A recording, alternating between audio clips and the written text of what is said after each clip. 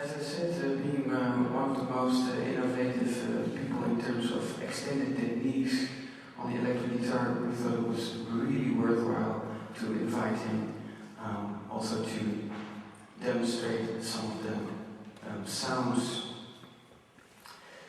that he invented. And you told me that you once did a sort of a workshop at your daughter's school. It's the only time I ever did a workshop. Yes. My son's middle school. And it was fun. It seems to me that the guitar is something which is capable of an almost infinite variety of possibilities timbrally. But as he also very ably just demonstrated, there is actually no such thing as an electric guitar. This is not really an instrument. I can say this is an electric guitar, but it doesn't become an electric guitar until I plug it in. So, and also send it through whatever I want to send it to. So it's only this plus that, which is an electric guitar. And therefore, you can imagine, especially in the context of this festival, how difficult it would be for a composer to deal with how to compose for an electric guitar, because if you show a composer a violin, and say, here's a violin, you know pretty much, in spite of all the variations of subtle variations in manufacture and wood and everything else, you all know what a violin sounds like. Although this actually has the biggest dynamic range of any instrument. It's a huge dynamic range.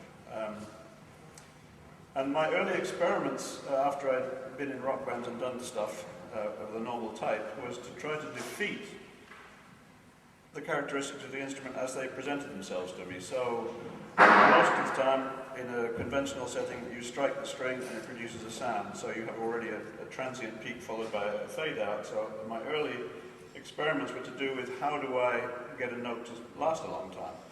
Obviously the first thing, as a violinist, the bow was an obvious solution. So you can bow the strings.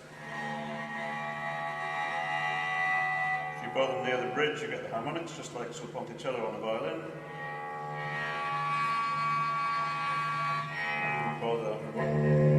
The meat. So you have several different timbres. There are limits to what you can do with the bow because you can't really play very many notes. The open strings are great, but the notes are hard to control because the metal strings are too thin.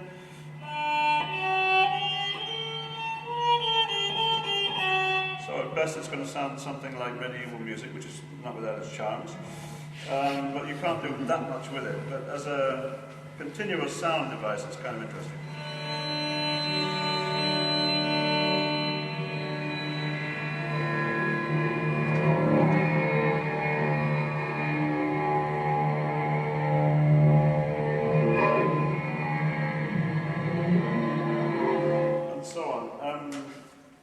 I experimented with other things. How else can we make a note sustain? We can brush it.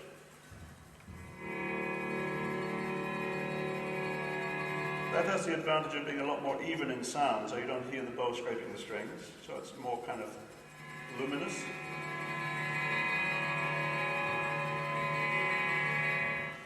Then there's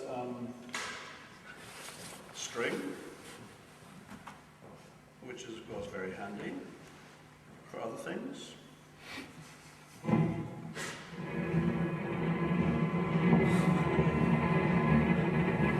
Another kind of sustained sound, and of course if you apply electronics to the sounds, you have a whole range of extra timbres to go with it. So with distortion that becomes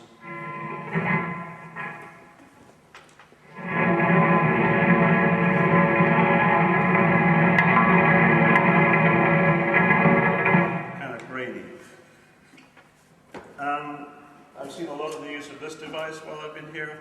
This is an e-bow. This was invented in the mid-70s. I've had one since 1979. It's recently been discovered by composers, so they can now get the guitar to sound. It's an electromagnetic field generator. So what it's doing is simultaneously attracting and repelling the string, which is made of metal, and also activated by the pickups, which are also magnetic. So the closer to the pickups, the louder it gets.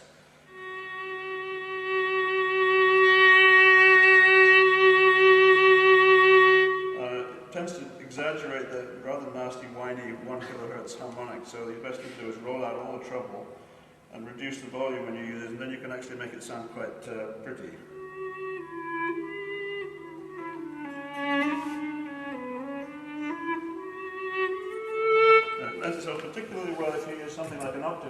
So if I wanted to raise the pitch of the guitar by 2 octaves, which is one of the things you can do with this device, then you can have a kind of a penny whistle sound.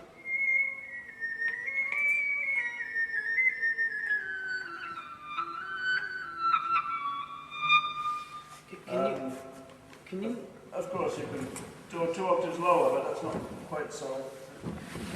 Is it possible to control more than one string with the ebow? Most of the time that we've been hearing here has been used as a drone. But actually it's very lively, so you can actually do arpeggios, for example. So,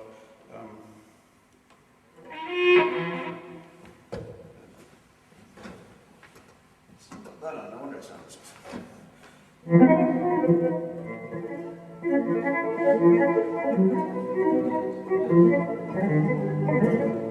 That kind of thing. Yeah. And obviously with the treble roll back in, you can make it sound quite nasty.